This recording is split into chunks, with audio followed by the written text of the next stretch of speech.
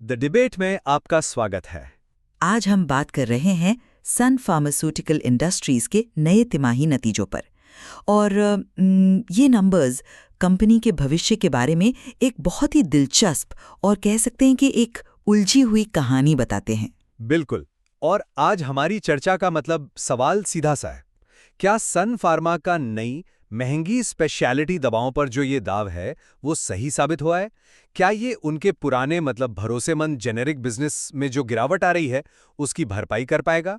और क्या इससे कंपनी को भविष्य के लिए एक मजबूत बुनियाद मिलेगी? हाँ, पर यहीं पर तो असली बहस है।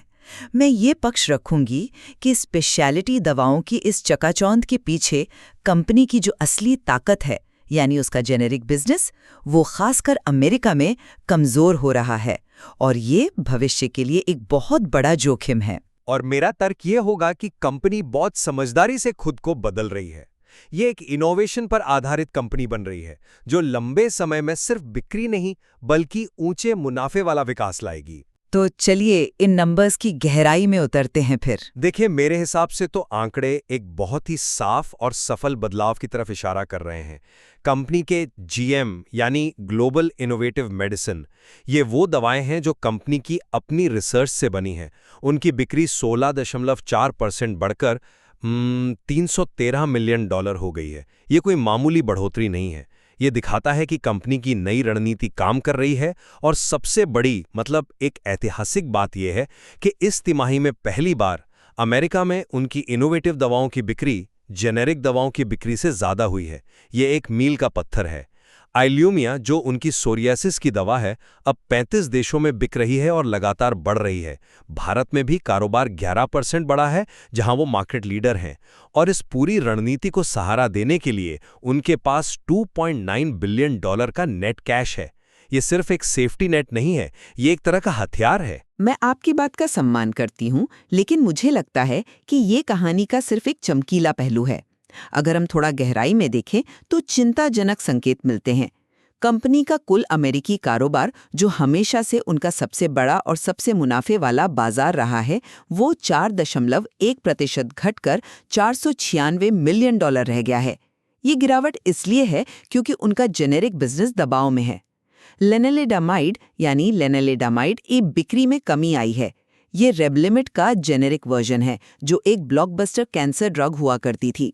इसका कम होना एक बहुत बड़ा झटका है। और ये जो स्पेशलिटी दवाओं की तरफ बदलाव है, ये बहुत महंगा पड़ रहा है। लेक्सेल्वी और उनलॉक्सिटी जैसी नई दवाओं को लॉन्च करने में ही करीब $100 मिलियन का खर्च आ रहा है। और आपने अधिग्रहण की बात की, तो चेकपॉइंट का $471 मिलियन का अधिग्रहण देखिए।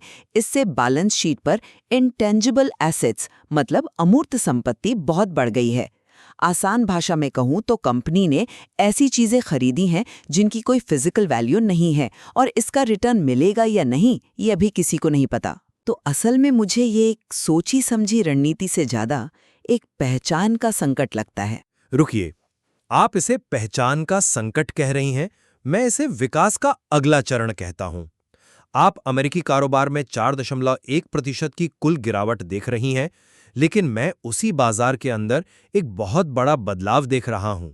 जेनेरिक से इनोवेटिव की तरफ कमाई का जाना कोई कमजोरी नहीं, ये एक सोचा समझा जानबूझकर किया गया बदलाव है। जब आपका एक पुराना बिजनेस जैसे जेनेरिक एक स्थिर अवस्था में पहुंच जाए या उसमें मुकाबला बहुत बढ़ जाए, तो समझदारी इसी में है कि आप विकास के नए इंजन तैयार करें। आइल्यूमिया, जो सोराइसिस के लिए है, सीक्वा, जो ड्राई आई की दवा है, और ओडेम्जो, जो स्किन कैंसर के लिए है, इनकी लगातार ग्रोथ इस रणनीति की कामयाबी का सबूत है। ये सिर्फ बिक्री के आंकड़े नहीं, ये भविष्य के मार्जिन की गारंटी हैं। सोचा समझा बदलाव सुनने में तो अच्छा लगता है, पर ज़मीनी हकीकत कुछ और कह रही है।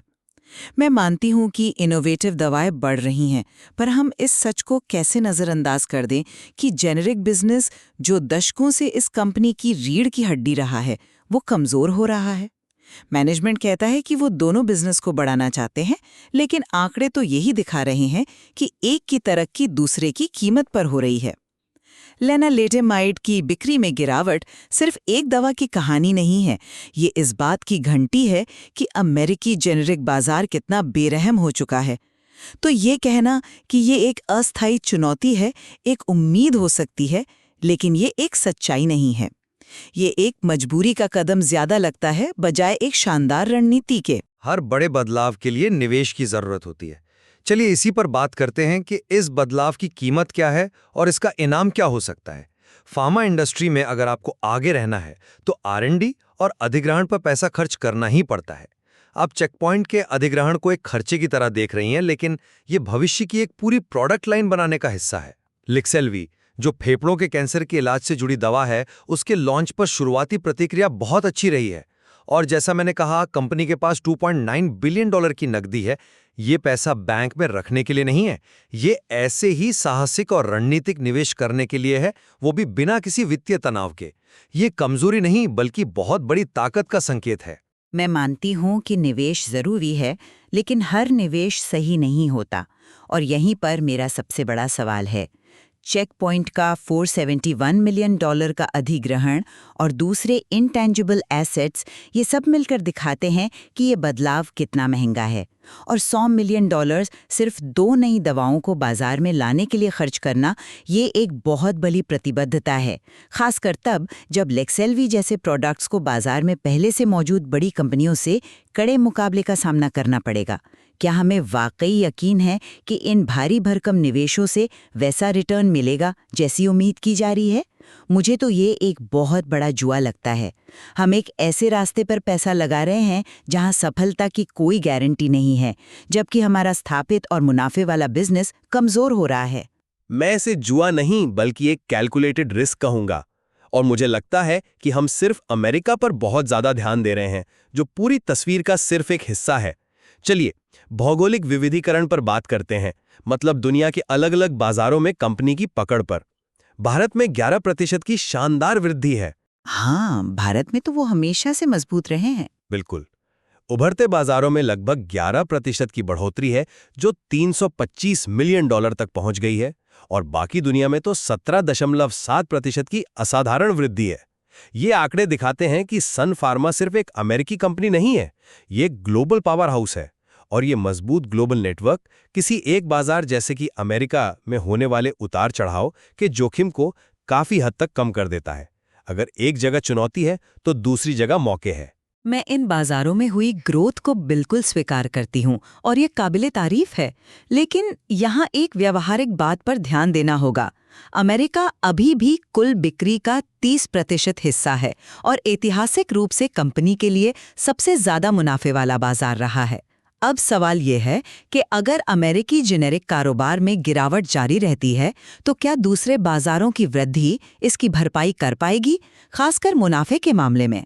उभरते बाजारों का मार्जिन प्रोफाइल अक्सर अमेरिकी बाजार जैसा नहीं होता।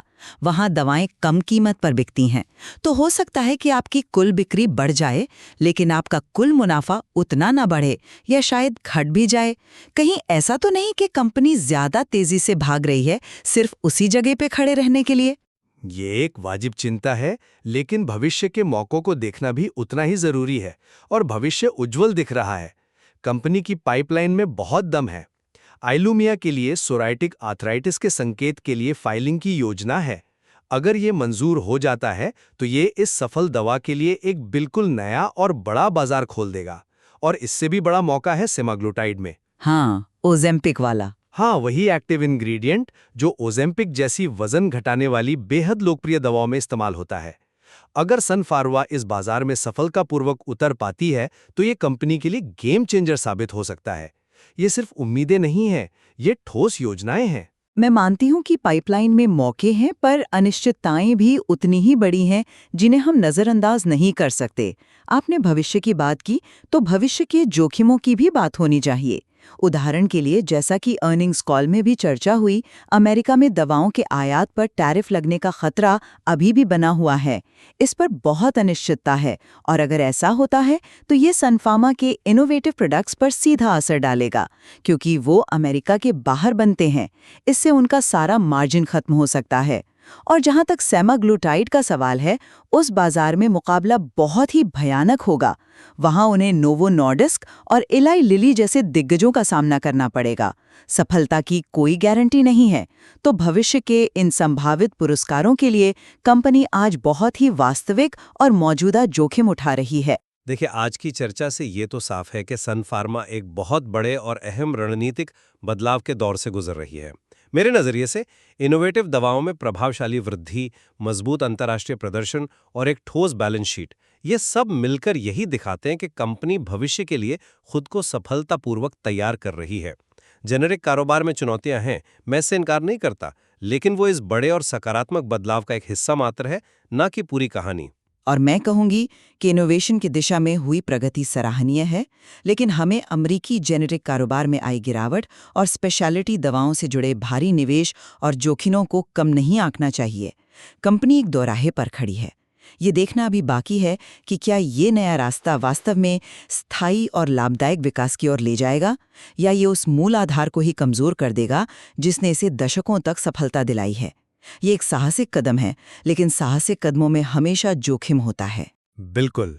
सन फार्मा के ये तिमाही नतीजे एक बहुत ही जटिल तस्वीर पेश करते हैं। इसमें उम्मीद भी है और खतरा भी, और ये स्पष्ट है कि कंपनी की रणनीति का सही मूल्यांकन करने के लिए दोनों दृष्टिकोणों पर विचार करना जरूरी है। सही बात है, और आने वाली कुछ तिमाहियों के नतीजे ही ये साफ करेंगे कि ये रणनीतिक बदलाव एक मास्टर स्ट्रोक था या एक महंगा प्रयोग। कहानी अभी खत्म नहीं हुई है।